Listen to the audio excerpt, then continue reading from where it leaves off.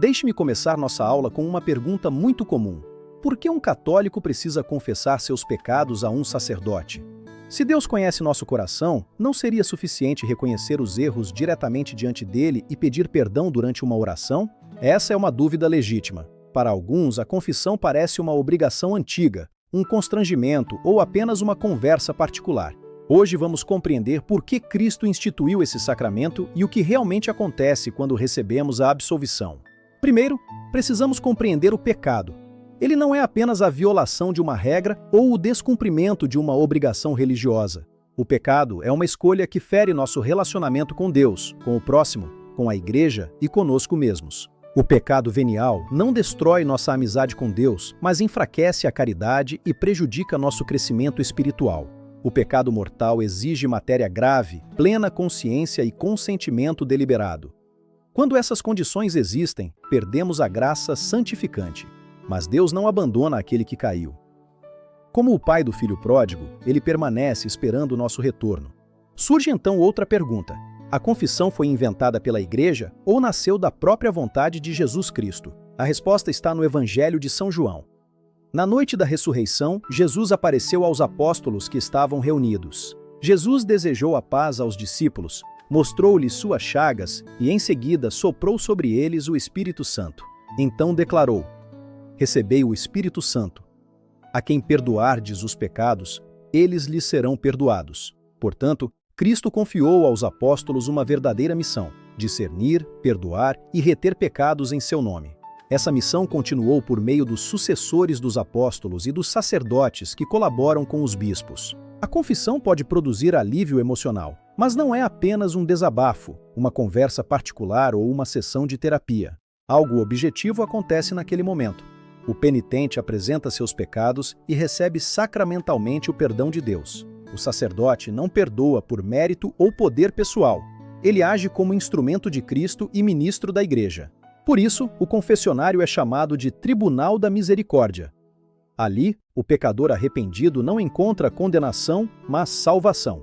Para compreendermos o sacramento, precisamos conhecer os 3 atos fundamentais do penitente: contrição, confissão e satisfação.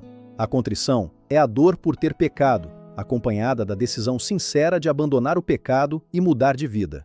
Não é necessário chorar ou sentir uma emoção intensa. O arrependimento pode existir numa decisão interior, firme e sincera. A pessoa arrependida reconhece que ofendeu a Deus e decide, com o auxílio da graça, não permanecer naquele caminho. Antes da confissão, fazemos um exame de consciência para reconhecer honestamente nossos pecados diante de Deus. Devemos confessar todos os pecados mortais de que nos lembrarmos, indicando sua espécie e o número aproximado de vezes. Esconder deliberadamente um pecado mortal impede uma confissão íntegra e transforma o próprio sacramento numa nova ofensa a Deus.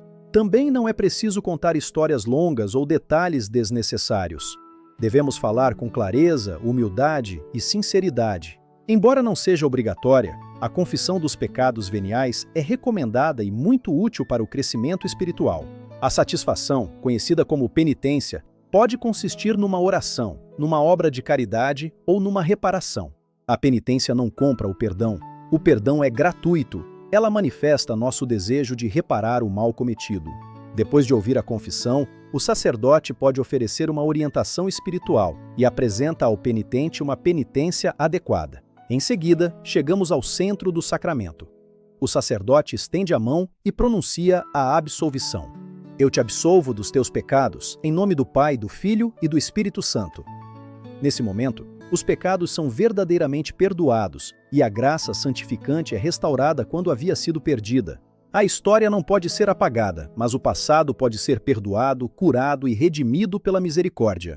No confessionário, o sacerdote exerce 2 funções que precisam ser compreendidas corretamente. Ele atua como juiz e como médico. Como juiz, ajuda a discernir a gravidade dos atos e verifica se existem as disposições necessárias para a absolvição. Como médico, procura compreender as feridas espirituais e indicar os remédios necessários para evitar novas quedas. Tudo aquilo que é revelado na confissão permanece protegido por um sigilo absoluto, inviolável e sem exceções. O primeiro efeito do sacramento é a reconciliação com Deus e a restauração da amizade que havia sido ferida. Também somos reconciliados com a Igreja, porque todo pecado fere, de alguma maneira, o corpo de Cristo. A confissão também produz paz e serenidade de consciência, libertando-nos do peso de permanecer aprisionados aos erros cometidos. O sacramento fortalece o cristão contra as tentações e devolve ao pecador arrependido sua dignidade de filho de Deus. Para fazer uma boa confissão, comece rezando e pedindo ao Espírito Santo a graça de enxergar sua vida com verdade. Examine sua consciência à luz do Evangelho, dos mandamentos e dos deveres próprios do seu estado de vida. Diga há quanto tempo não se confessa. Apresente os pecados com simplicidade, escute o sacerdote e receba a absolvição. Talvez você esteja afastado há muitos anos.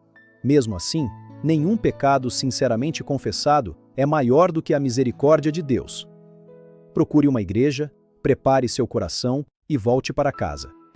Na confissão, a culpa encontra perdão e a ferida encontra cura.